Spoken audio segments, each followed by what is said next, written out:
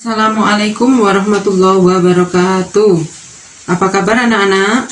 Mudah-mudahan hari ini kalian dalam keadaan sehat walafiat dan tidak kurang suatu apapun.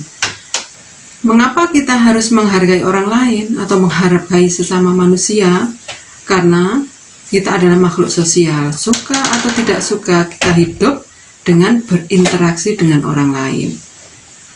Kemudian agar hubungan kita baik dengan orang lain, ya, kita harus karena kita saling membutuhkan, saling mengisi dan menguatkan, maka kita harus saling menghargai dan menghormati orang lain.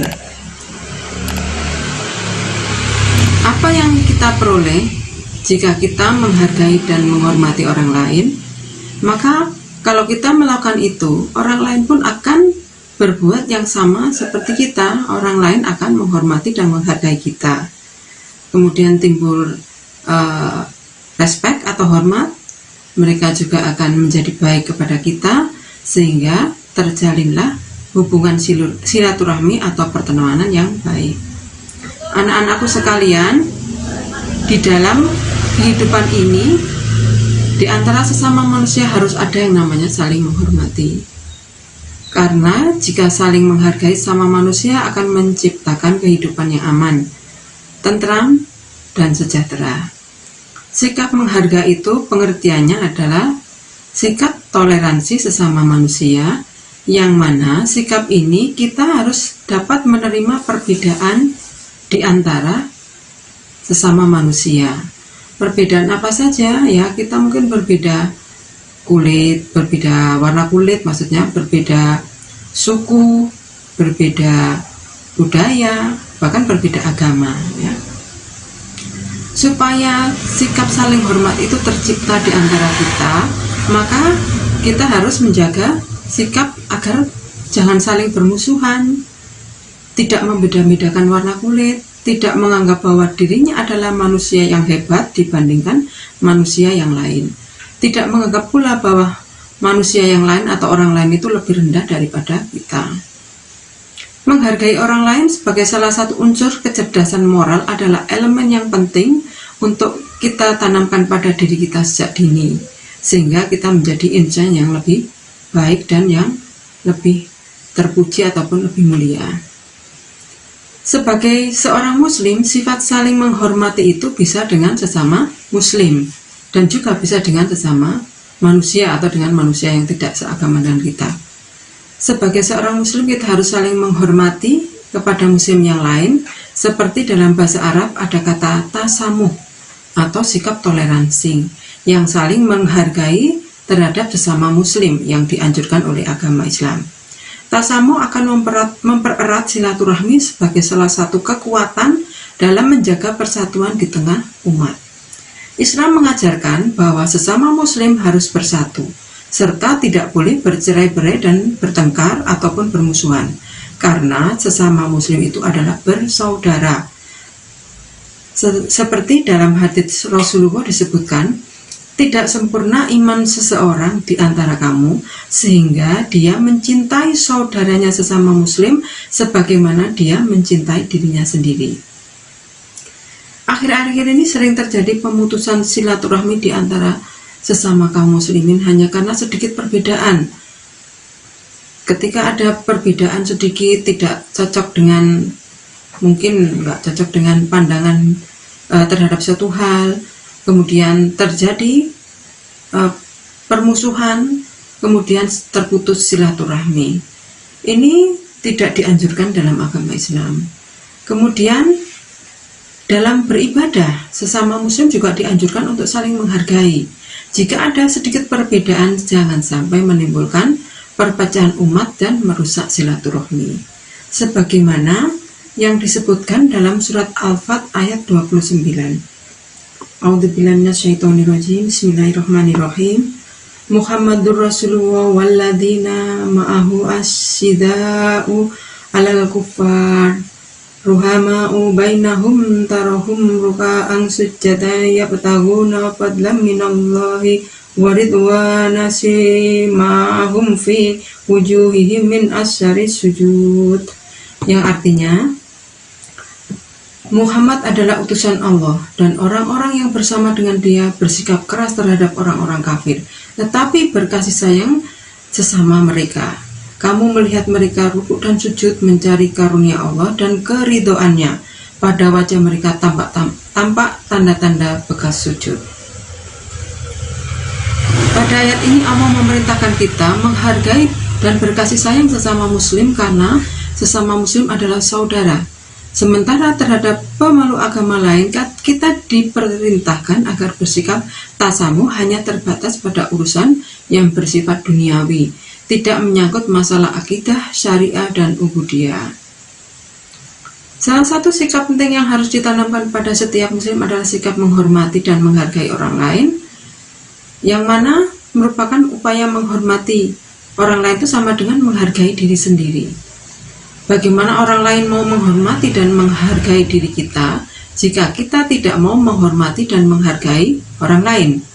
Cara menghormati dan menghargai orang lain pun berbeda tergantung dalam keberagaman masing-masing. Artinya keberagaman masing-masing, kalau suku Jawa misalnya mungkin cara bersilaturahminya berbeda dengan suku yang lain mungkin ya.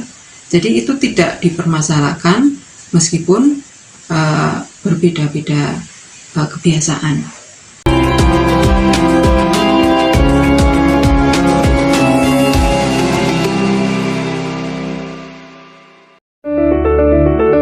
Selamat datang di MTS Muhammadiyah 1 Malang.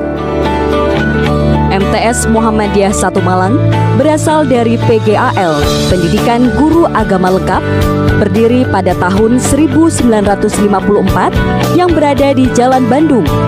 Dan pada tahun 1978 berpindah lokasi ke Jalan Baiduri Sepah 27, Tlogomas, Malang.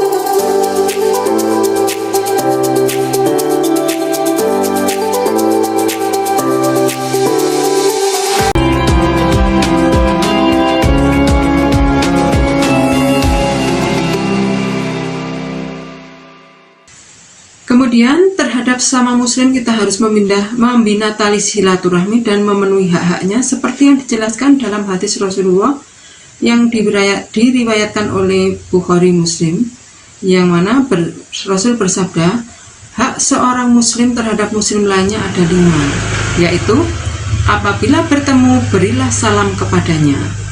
Yang kedua, mengunjunginya apabila ia sedang sakit. Yang ketiga, mengantarkan jenazahnya apabila dia meninggal dunia. Yang keempat, memenuhi undangannya apabila dia mengundang. Yang kelima, mendoakannya apabila ia bersin. Itu dari sabda Rasulullah yang diriwayatkan oleh hadis riwayat Bukhari dan Muslim. Anak-anak, itu adalah pemaparan bagaimana sikap kita menghargai sesama muslim. Sedangkan untuk yang tidak seagama dengan kita bagaimana? Ya, dalam Islam sudah dijelaskan, kita tetap melakukan atau menghormati orang lain yang berbeda keyakinan dengan kita, tetapi sebatas dalam urusan duniawi, ya, tidak dalam urusan akidah, syariah, dan ubudiyah. Artinya dalam sikap keagamaan kita tetap muslim ya muslim, peribadatannya adalah sebagaimana seorang muslim yang seharusnya. Jadi tidak diizinkan atau dilarang kita menghadiri peribadatan orang lain ya, seperti yang disampaikan tadi. Kemudian masalah toleransi atau hormat atau menghormati orang lain itu dalam agama Islam sudah jelaskan tidak ada paksaan dalam beragama ya. Dalam beragama itu tidak ada paksaan. Jadi agama kalian adalah agama kalian dan bagi kami adalah agama kami. Ini adalah contoh populer dari toleransi dalam Islam. Selain ayat-ayat itu, banyak ayat lain yang tersebar di sebagian surat, juga hadis-hadis yang ada. Toleransi atau menghormati itu bukan saja terhadap sesama manusia, tetapi juga terhadap alam semesta, binatang, dan lingkungan hidup. Artinya bagaimana kita memperlakukan lingkungan kita, ya tidak boleh merusak. Misalnya di gunung-gunung itu kalau kita merusak ya tanaman ditebang semua, sehingga akan terjadi longsor, banjir yang mungkin beberapa daerah saat ini sedang terjadi seperti itu. Itu adalah sikap yang kurang baik atau yang tidak toleran dengan lingkungan.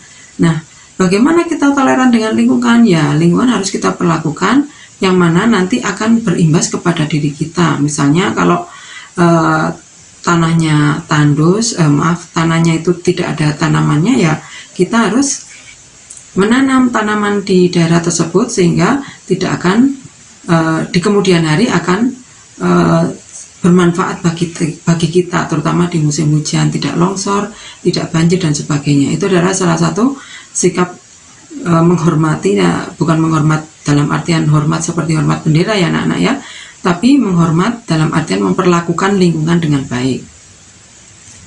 Kemudian disebutkan dalam surat Al-Baqarah ayat 256 yang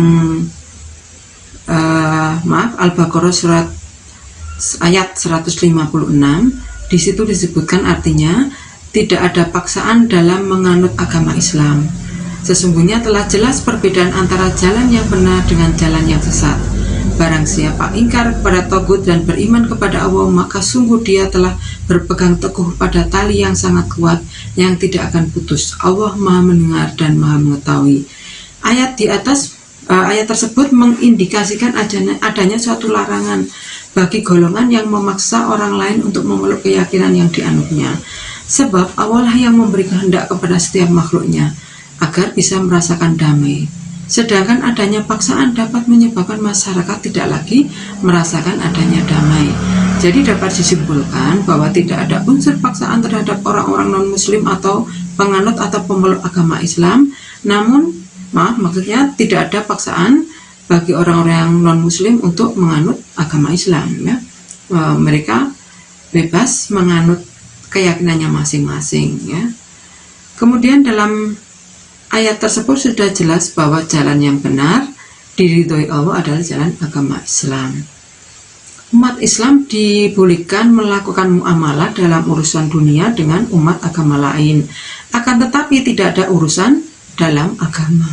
Artinya jika kita melakukan kerjasama, contohnya dalam urusan dagang, kita dibolehkan misalnya gitu ya, berteman misalnya, teman kita misalnya nanti kalau kalian sudah sekolah di universitas, temannya dari berbagai daerah, bahkan mungkin dari berbagai negara, tidak apa-apa berteman, karena urusan pertemanan ini hanya sebatas urusan dunia saja.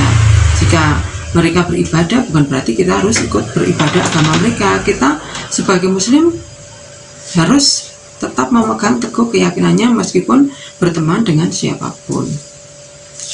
Semangat toleransi dalam beragama yang diajarkan Islam bukanlah toleransi yang pasif, tetapi toleransi yang aktif, yaitu toleransi yang dibingkai oleh kewajiban moral untuk menegakkan kebajikan dan berlaku adil tanpa diskriminasi. Seperti disebutkan dalam surat Al-Baqarah ayat 147 sampai 148, yang artinya kebenaran itu datang dari Tuhanmu, karena itu janganlah kamu masuk golongan yang ragu-ragu, dan Dan bagi tiap-tiap umat yang ada jurusan atau yang ada tujuan, dan bagi tiap-tiap umat ada jurusan yang ditujunya, maka berlomba-lombalah kamu dalam mendekatkan kebajikan. Jadi jelas ya anak-anak ya, kalau bagaimana kita harus menghormati sesama muslim seperti yang disebutkan tadi, bagaimana menghormati dengan orang yang beragama lain dengan kita. Mungkin seperti itu yang saya sampaikan hari ini anak-anak, bagaimana seperti judul yang saya sebutkan tadi, saling menghormati sesama manusia. Mudah-mudahan apa yang Buli sampaikan tadi bermanfaat baik bagi Buli sendiri maupun kalian. Mudah-mudahan apa yang kita pelajari hari ini bermanfaat dan dapat membawa kita menjadi manusia yang lebih baik.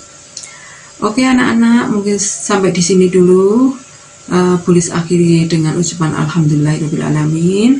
Mudah-mudahan kita bisa bertemu kembali di kesempatan yang akan datang dalam keadaan yang lebih baik. Mohon maaf bila ada kekurangan dan kesalahan. Mudah-mudahan kalian tetap semangat belajar meskipun secara online, dan mudah-mudahan pandemi ini segera berlalu dan kita bisa kembali bertemu di sekolah secara langsung. Akhirnya saya akhiri dengan ucapan wassalamualaikum warahmatullahi wabarakatuh.